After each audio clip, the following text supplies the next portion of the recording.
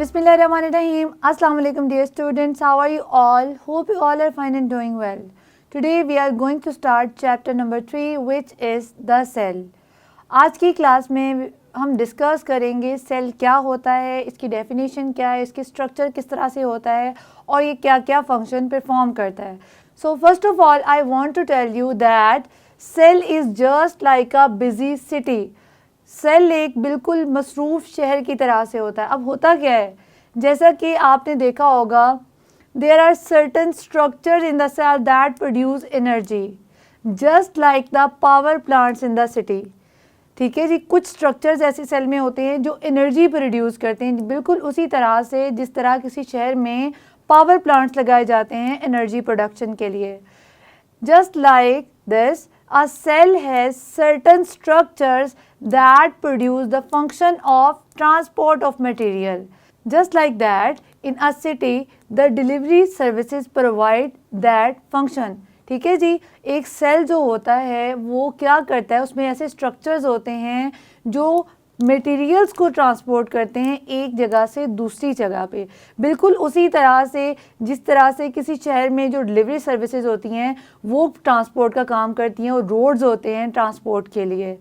In the same way, a cell has certain structures that produce the function of breakdown and disposal of the waste material. Just like that, a city has waste disposal plants.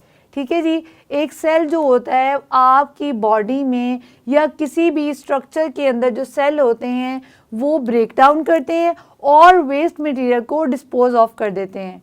बिल्कुल उसी तरह से जिस तरह किसी शहर के अंदर जो है वेस्ट डिस्पोजल प्लांट्स लगाए जाते हैं ताकि जो शहर का वेस्ट है उसको डिस्पोज ऑफ किया जा सके. ठीक है जी, बिल्कुल उसी तरह से जिस तरह से एक सिटी के अंदर कोई गवर्नमेंट होती है, सेल के अंदर जो होता है वो एक न्यूक्लियस होता है. सिटी के अंदर जो है वो गवर्नमेंट जो होती है वो डायरेक्ट करती है लोगों को कि वो अपने काम किस तरह से करें.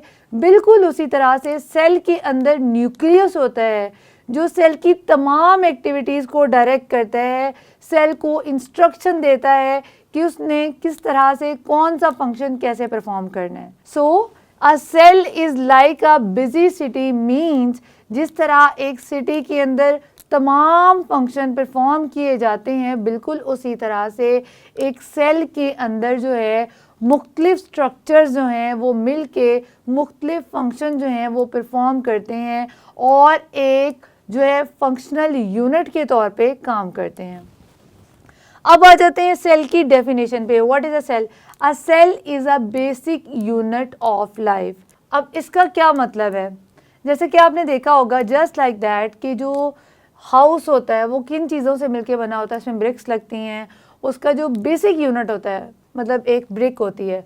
बिल्कुल उसी तरह से तमाम लिविंग ऑर्गेनिजम्स जो होते हैं उनका जो बेसिक यूनिट होता है, ठीक है जी, वो क्या होता है, सेल होता है. एक बिल्डिंग जो है वो ब्रिक्स से मिलके बनी होती है, बहुत सारी जो ब्रिक्स होती हैं वो मिलती हैं तो एक बिल्डिंग बनती है, एक हाउस बनता है. बिल्कुल उसी तरह से बहुत सारे सेल मिलते हैं तो एक लिविंग ऑर्गेनिज्म बनता है.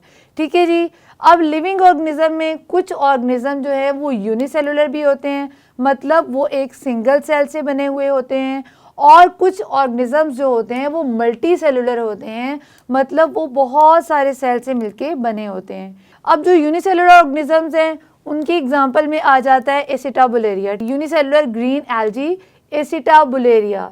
Amoeba is another example of unicellular organism. ठीक है जी, इसी तरह से वो वाले सेल जिनको आप अपनी आंख से देख सकते हैं, अपनी नेकेड आई से देखते हैं, उसमें आ जाता है एग सेल ऑफ ऑस्ट्रिच.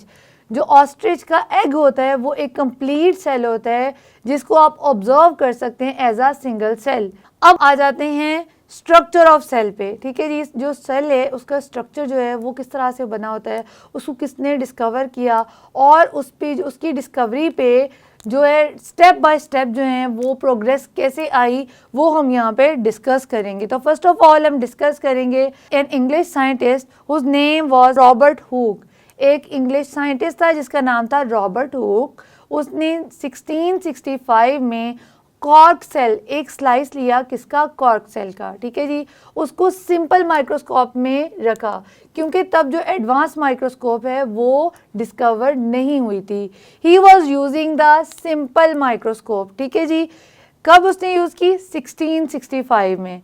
उसने क्या चीज़ यूज़ की? अ स्लाइस ऑफ कॉर्क लिया, उसको माइक्रोस्कोप के नीचे रखा and he observe a tiny box like structures. उसने क्या ऑब्जर्व किया? उसने बॉक्स लाइक स्ट्रक्चर ऑब्जर्व किए उस कॉर्क के। अब उसने इन बॉक्स लाइक स्ट्रक्चर को किस चीज़ का नाम दिया? सेल का नाम दिया। लेकिन रॉबर्ट हुक जो था उसने जो है वो एडवांस सेल को स्टडी नहीं किया। ही just observe tiny box like structure in the slice of cork and he named it as cell। वो सेल की इंटरनल स्ट्रक्चर को स्टडी नहीं कर पाया, वो सेल की डिटेल्स को स्टडी नहीं कर पाया because he was using the simple microscope। It was the time in 1665 जब एडवांस माइक्रोस्कोप जो है वो डिस्कवर नहीं हुई थी। आपको ये क्वेश्चन आ सकता है, what did the Robert Hooke study in 1665? ठीक है जी, रॉबर्ट हुक ने 1665 में क्या स्टडी किया या फिर हु डिस्कवर्ड द सेल?